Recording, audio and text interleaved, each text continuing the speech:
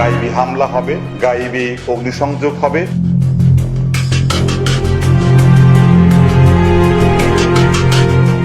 কোনো কথাবার্তা ছাড়া দরম গুলি করছে। একটা করছে সিনার মাঝখানে, একটা করছে এখানে।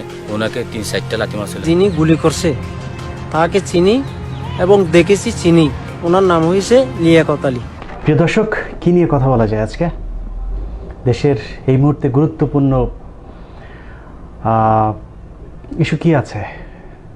ওই যে টেকনাফে একজন অবসরপ্রাপ্ত মেজর জনাব সিনহা মোহাম্মদ রাশেদ খান খুন হয়েছেন, সেটা নিয়ে কথা বলা যায় না? একজন মাত্র মেজর, একজন মেজরকে নিয়ে কথা বলার কি আছে? 57 অফিসার খুন হয়েছে, তাতেই বা আমাদের কি হয়েছে? আবরারকে পিটিয়ে অমিত শাহরা খুন করেছেন, তাতেই কি বিচার হয়েছে? বিচার চলছে বলবেন তো? কিসের বিচার? বইয়ের থেকে তাদেরকে বহিষ্কার করা হয়েছে, জেলখানায় বসে আবার পরীক্ষাও দিচ্ছেন। বহিষ্কার হলে কি পরীক্ষা দেওয়া যায়? ওসি প্রদীপের বিরুদ্ধে গ্রেফতারি পরোয়ানা জারি হয়েছে, হয়তো জেলেও যাবেন, কিন্তু বিচার কি হবে? এর মধ্যে আমাদের নজিরবিহীন নজর আলী জনাব বেনজির সাহেব ভারতীয় হাই কমিশনারের সাথে সাক্ষাৎ করেছেন। কেন করেছেন সেটা জানেন? সেটা জানতে ওসি প্রদীপকে নিয়ে করা আমার একটি ছোট্ট অনুসন্ধান দেখুন, তাহলে সব প্রশ্নের উত্তর মিলবে। সাথে আছি আমি ইলিয়াস হোসাইন। প্রদীপ কুমার দাস বাংলাদেশ পুলিশের সাব ইন্সপেক্টর হিসেবে যোগদান করেন বিগত বিএনপি জামায়াত জোট সরকারের আমলে যথারীতি দুর্নীতির মাধ্যমে। জানা যায় চট্টগ্রাম মহসিন কলেজ হতে স্নাতক সম্পন্ন করেন প্রদীপ কুমার দাস। অত্যন্ত চতুর এই পুলিশ কর্মকর্তা বিএনপি সরকারের আমলে তিনি চট্টগ্রাম মেট্রোপলিটন পুলিশের ডিবিতে দায়িত্ব পালন করেন। এছাড়াও চকরিয়া থানার উপপরিদর্শক হিসেবে কাজ করেন প্রদীপ কুমার দাস। কক্সবাজারের উখিয়া থানায় ওসি হিসাবে যোগদানের পর থেকে চট্টগ্রাম মেট্রোপলিটনের পতেঙ্গা থানা, পাঁচলাইশ থানার ভারপ্রাপ্ত কর্মকর্তার দায়িত্ব পালন ছাড়াও কিছুদিনের জন্য তিনি চট্টগ্রাম বিমানবন্দরের ওসি ইমিগ্রেশন হিসেবে দায়িত্ব পালন করেন। পরবর্তীতে বিএনপি সরকারের পতন হলেও উত্থান হয়েছে প্রদীপের। বিএনপির সময়ে ঘাপটি মেরে থাকলেও কট্টর চরমপন্থী হিন্দু ও তীব্র মুসলিম বিদ্বেষী এই পুলিশ কর্মকর্তার আসল রূপ প্রকাশ পেতে থাকে 2008 সালে আওয়ামী লীগ সরকার ক্ষমতায় আসবার পর থেকে। একসময় নিজেকে বিএনপিপন্থী পরিচয় দেওয়া প্রদীপ রাতারাতি রং বদলে হয়ে যান আওয়ামীপন্থী পুলিশ। নিজেকে প্রমাণ করবার যুদ্ধে তিনি শুরু করেন একের পর এক বিএনপি জামাতের নেতাকর্মী হত্যার মিশন। প্রদীপ ভারতের পাঁচআটা সরকার আওয়ামী লীগের নজরে আসেন প্রথমবার বুট পরিহিত অবস্থায় চট্টগ্রামের একটি মসজিদে প্রবেশ করে সেজদারত একজন মুসল্লির পিঠে অস্ত্র ঠেকিয়ে গুলি করার মধ্য দিয়ে। এরপরও বেশ কয়েকবার মসজিদের মুসল্লিদের পিটিয়ে সংবাদের শিরোনাম হয়েছেন প্রদীপ কুমার দাস। 2013 সালে মিছিলের মধ্যে ঢুকে বিএনপির এক কর্মীর মাথায় পিস্তল ঠেকিয়ে হত্যার ভিডিও হতভম্ব করে দেয় চট্টগ্রাম সহ গোটা দেশের মানুষকে। তবে তার এসব কর্মকাণ্ড অবশ্য আওয়ামী লীগের চোখে মধুর স্মৃতি, কারণ আওয়ামী লীগকে ক্ষমতায় রাখতে যে পুলিশ যত বেশি বিএনপি জামায়াতের প্রতি মারমুখী, তার কদর ততই বেশি। সেই সুযোগ পুরোটাই কাজে লাগিয়ে প্রদীপ বাগিয়ে নিয়েছেন বিপিএম সহ 2020 সালের কক্সবাজার জেলার শ্রেষ্ঠ ভারপ্রাপ্ত পুলিশ কর্মকর্তার পুরস্কার। চট্টগ্রামের ভাষায় ওসি প্রদীপ আওয়ামী লীগকে মধু হই হই বিষ হাওয়াইছে। প্রদীপের চাঁদাবাজি বাণিজ্য টিকিয়ে রাখতে এলাকায় অনেক আওয়ামী লীগের বড় বড় ব্যবসায়ীকেও জামায়াত শিবির তকমা দিয়ে তার কাছ থেকে চাঁদা আদায় করে থাকেন। কোনো কোনো ক্ষেত্রে ক্রসফায়ারও দেওয়া হয়েছে আওয়ামী লীগ সমর্থিত মানুষকেও। কক্সবাজার টেকনাফ এলাকায় যা খুবই সুবিধাজনক একটি হাতিয়ার।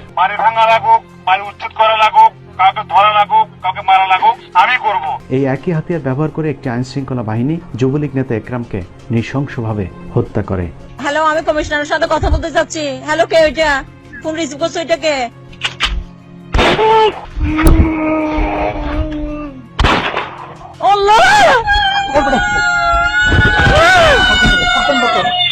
এভাবেই একের পর এক অপরাধ জগতের সাথে নিজেকে জড়িয়ে পুরো টেকনাফকে একটি মৃত্যুপুরী হিসাবে গড়ে তোলেন প্রদীপ কুমার দাস। প্রদীপের মাদক ব্যবসায় যে যখন বাধা দিয়েছে তাকেই তখন মাদক ও অস্ত্র মামলায় ফাঁসি দিয়ে ক্রসফায়ার দেওয়া হয়েছে। কখনো বাংলাদেশের নাগরিকের রোহিঙ্গা ডাকাত বলে চালিয়ে দেওয়ার ঘটনাও ঘটেছে টেকনাফে, যে কারণে প্রদীপের বিরুদ্ধে কথা বলা এখন এলাকায় সবচাইতে বিপজ্জনক একটি বিষয় হয়ে দাঁড়িয়েছে। আমরা মাইকের মধ্যে বলতে পারতেছি না, কারণ মাইকের মধ্যে অনেকে আমার কথাগুলো রেকর্ড করবে। এ কারণে কি বিচার হবে ওটা সময়কালে দেখা যাবে। কদিন আগে একই ভাগ্যবরণ করতে হয়েছে ফরিদুল মোস্তফা নামের একজন সাংবাদিককেও। তার অপরাধ ছিল মাদকের বিরুদ্ধে সংবাদ প্রচার করা। চাঁদাবাজি মামলার আসামি ফরিদুল মোস্তফাকে আমরা গ্রেফতার করি। গ্রেফতার করার পরে তাকে আমরা ব্যাপক জিজ্ঞাসাবাদ করি। এক পর্যায়ে সে আমাদের কাছে স্বীকার করে যে তার বাড়িতে অস্ত্র, ইয়াবা এবং মদ রয়েছে। এসব গদবাধা মুখস্থ কিছু বক্তব্য দিয়ে টেকনাফবাসীকে দীর্ঘদিন ধরে জিম্মি করে রেখেছেন ওসি প্রদীপ কুমার দাস। 15 মিনিটসের অনুসন্ধানে উল্লেখযোগ্য কয়েকটি ঘটনার মধ্যে রিলার জনৈক সুদূরের ছেলে শাহিনকে পবিত্র জুমার নামাজে সেজদায় থাকা অবস্থায় তুলে নিয়ে নির্মমভাবে হত্যা করা, ওয়াইকংয়ের আনোয়ার নামে এক ব্যক্তিকে ধরে নিয়ে হত্যার পর সেই ঘটনায় মামলা করতে গেলে নিহত আনোয়ারের স্ত্রী এবং তার বোনকে কক্সবাজার আদালত চত্বর থেকে তুলে নিয়ে যায় প্রদীপের সন্ত্রাসী বাহিনী। টানা 5 দিন গণধর্ষণের পর তাদের খোঁজ পাওয়া যায়। দুবাই ফেরত এক যুবক ওসির বিরুদ্ধে ফেসবুকে স্ট্যাটাস দেওয়ায় তাকে ধরে নিয়ে 22 লাখ টাকা চাঁদা দাবি করা হয়, কিন্তু পরিবারটি টাকা দিতে না পারায় সেদিন রাতেই সেই যুবককে খুন করে প্রদীপ। এলাকায় সাদা মনের মানুষ হিসেবে পরিচিত শাপলাপুরের হাবিবুল্লাহ নামক এক ব্যক্তিকে একটি এনজিওর সাথে চুক্তি করে হত্যা করে প্রদীপের সন্ত্রাসী বাহিনী। অথচ নিহত হাবিব বৃক্ষপ্রেমিক হিসেবে চ্যানেল আই পুরস্কার প্রাপ্ত একজন মানুষ। এই হত্যাকাণ্ডে প্রদীপ সৈয়দ হোসেন নামে এমন একজনকে আসামি করেন যিনি ওই ঘটনার 6 মাস আগে থেকেই জেলখানায় বন্দী ছিলেন। ওয়াইকং ইউনিয়নের একাধিকবার নির্বাচিত ইউপি চেয়ারম্যান মরহুম মুস্তাক আহমেদ চৌধুরীর পরিবারটি সর্বদাই মাদকের বিরুদ্ধে সোচ্চার, যে কারণে গভীর রাতে বাড়িটিতে হামলা করে 30-40 লাখ টাকার স্বর্ণ অলংকার লুট করা হয়। সেই রাতে পরিবারের একমাত্র সন্তান জুনায়েদকেও তুলে নিয়ে যাওয়া হয়। পরবর্তীতে উপজেলা আওয়ামী লীগের সভাপতি জাফর আলম বহু চেষ্টার পর জুনায়েদকে বাঁচালেও লুটকৃত স্বর্ণ অলংকার উদ্ধার করতে পারেনি।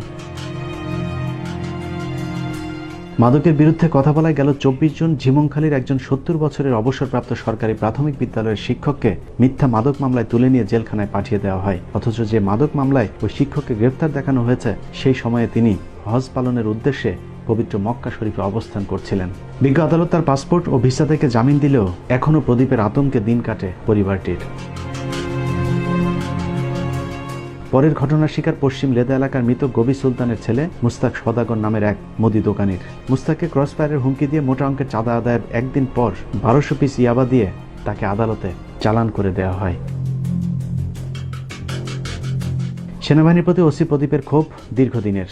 হাসান আলী নামে বিজিবির এক সোর্স মাদক পাচারের সাথে ওসি প্রদীপের সম্পৃক্ত থাকার বিষয়টি সেনাবাহিনীর একজন কমান্ডিং অফিসারকে জানালে হাসান আলীকে সেদিন রাতেই তুলে নিয়ে যায় প্রদীপ।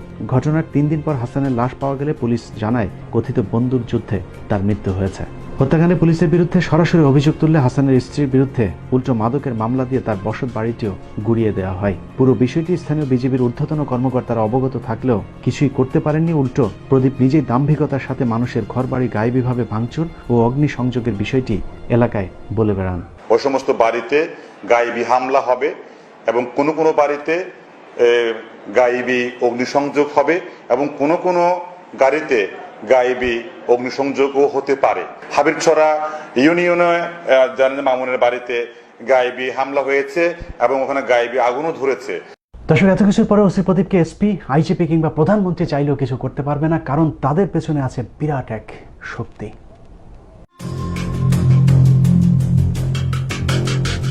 ওসি প্রদীপ টেকনাফ থানার ওসি হয়ে আসার পর থেকে মেজর সিনহা হত্যাকাণ্ড পর্যন্ত মোট 145টি ক্রসফায়ারের ঘটনা ঘটেছে, যার প্রতিটির পেছনে রয়েছে ওসি প্রদীপের চাঁদাবাজি অথবা মাদক ব্যবসায় বাধা দেওয়ার কারণ। মূলত সে নিজে একজন মাদক চোরা কারবারি, যা বিগত কয়েকটি বছর ধরে স্থানীয় পত্রপত্রিকাতে উঠে এসেছে।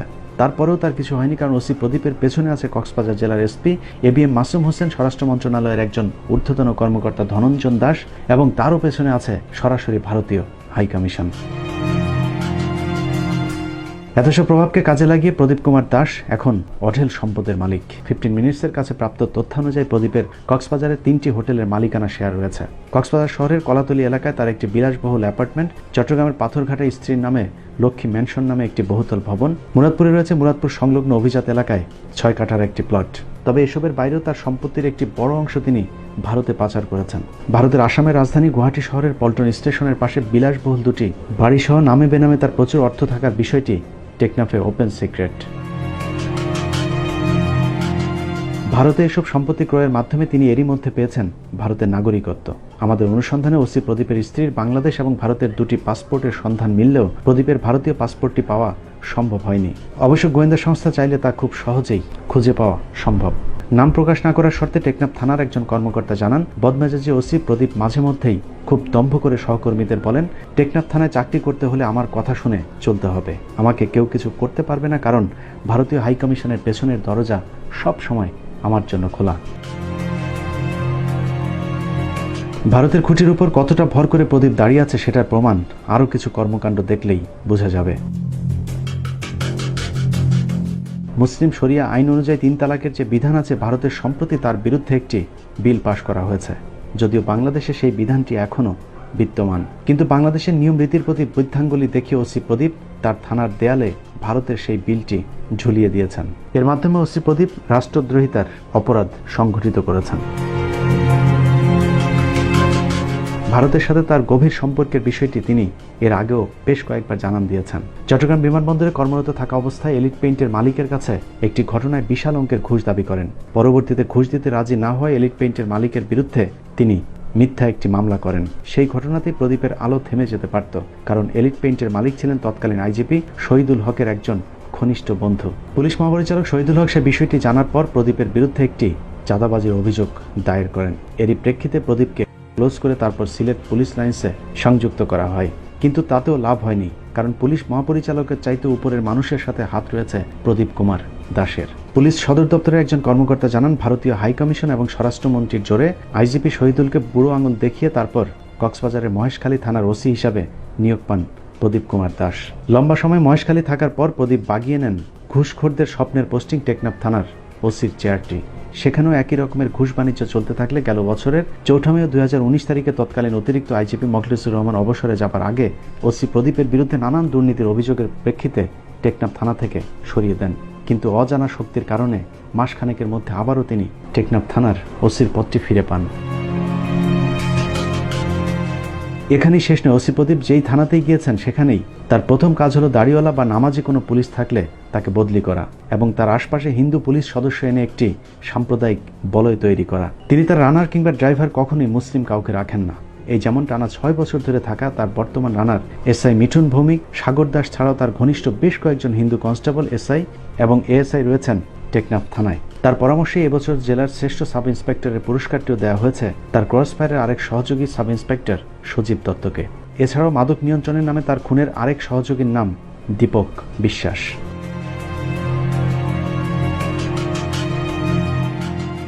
মূলত মিঠুন, সজীব, সাগর ও দীপককে নিয়ে ওসি প্রদীপ টেকনাফ জুড়ে একটি মাফিয়া গ্যাং গড়ে তুলেছেন, যারা স্থানীয়ভাবে ইয়াবা পাচার সহ পুলিশের গাড়িতে করেই ঢাকা চট্টগ্রাম পর্যন্ত পৌঁছে দেওয়ার কাজটিও করে থাকেন। থানা জুড়ে ওসি প্রদীপের আরেকটি ব্যক্তিগত পরিচয় আছে, তা হলো প্রদীপ কুমার দাস একজন সমকামী। কিছুদিন আগে আভাস নামে ওসি প্রদীপের আরেক সমকামী বন্ধু ছিল, কিন্তু তাকে সরিয়ে ওসি প্রদীপের এখন সবচেয়ে কাছের মানুষ তার রানার মিঠুন ভৌমিক। এছাড়াও তার থানার আরেক সমকামী সজীব দত্তের সাথেও প্রদীপের শারীরিক সম্পর্ক রয়েছে।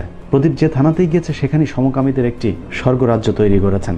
পতেঙ্গা থানায় থাকাকালীন প্রজাপতি রিসোর্ট নামে একটি রিসোর্টকে সমকামীদের জন্য সেফ হাউস হিসেবে ব্যবহার শুরু করেন ওসি প্রদীপ, যার প্রমাণ এখনও ওই রিসোর্টে গেলে পাওয়া যাবে। তার সমকামিতার সঙ্গে মিঠুন ভৌমিক, সাগর দাস, সজীব দত্তদের নিয়ে বিভিন্ন দেশে ভ্রমণ এবং একান্ত সময় কাটানোর কিছু স্থির চিত্র এখন 15 মিনিটসের হাতে। তবে প্রদীপের স্ত্রী সন্তানও আছে, কিন্তু তার এই বিকৃত যৌনাচারের কারণে একাধিকবার থানার ভেতরেই তার স্ত্রীর সাথে কথা কাটাকাটির ঘটনাও ঘটেছে। উল্লেখ্য, প্রদীপের একটি বিকৃত যৌনাচারের প্রতিশোধ নিতে তার স্ত্রী পতেঙ্গা থানার একজন ওসি তদন্তের সাথে অবৈধ শারীরিক সম্পর্ক গড়ে তোলেন। বিষয়টি টের পেয়ে প্রদীপ ওই অফিসারকে চাকরি ছেড়ে দেশ ত্যাগ করতে বাধ্য করেন। এভাবেই টেকনাফ কিংবা কক্সবাজার তো বটেই, পুরো চট্টগ্রাম জুড়েই ওসি প্রদীপের অদৃশ্য একটি নিয়ন্ত্রণ তৈরি হয়েছে, যে কারণে সিনহা হত্যাকাণ্ডের তদন্তের দায়িত্ব দেওয়া হয়েছে ওসি প্রদীপের খুব ঘনিষ্ঠ একজন পুলিশ কর্মকর্তা, যার নাম নন্দদুলাল রক্ষিত। সব মিলিয়ে টেকনাফ থানা যেন বাংলাদেশের বুকে এক টুকরো মিনি কলকাতা। প্রিয় দর্শকের পরও কি বিচার চান? কেন চান? মেজর সিনহা হত্যাকাণ্ডের আগে শুধুমাত্র টেকনাফ থানাতে ওসি প্রদীপ আরও 144টি খুন করেছিল। সে 144 খুনের কি বিচার হয়েছে? যদি না হয় তাহলে শুধুমাত্র মেজর হত্যার বিচার কেন চাইতে হবে? সে 144 জনেরও প্রাণ ছিল, বাঁচার ইচ্ছে ছিল, সুন্দর এই পৃথিবীতে আরও কিছুদিন বেঁচে থাকবার জন্যে কপালের মাঝ বরাবর গুলি করবার ঠিক আগ মুহূর্তে হয়তো বাঁচার সে সাকুতিও জানিয়েছিল। কে জানে চোখের পাশ দিয়ে ঢুকে যাওয়া গুলির আঘাতে ঝাপসা হয়ে যাওয়া চোখের শেষ একটি বারের জন্য হলেও সন্তান কিংবা মায়ের মুখটি দেখবার ইচ্ছেও হয়তো হয়েছিল। দর্শক, আসলে প্রতিটি মৃত্যুই কষ্টের, প্রতিটি মৃত্যুই দম বন্ধ করা যন্ত্রণার। তাই আসুন, বাঁচতে হলে একসাথে বাঁচবো, মরতে হলেও একই সাথে। আর যদি বাঁচতে চান তাহলে বাংলাদেশের প্রতিটি থানা, জেলা, সচিবালয় কিংবা ক্যান্টনমেন্টে থাকা ভারতীয় সাম্প্রদায়িক দালালদেরকে প্রতিহত করতে হবে। আল্লাহ হাফেজ।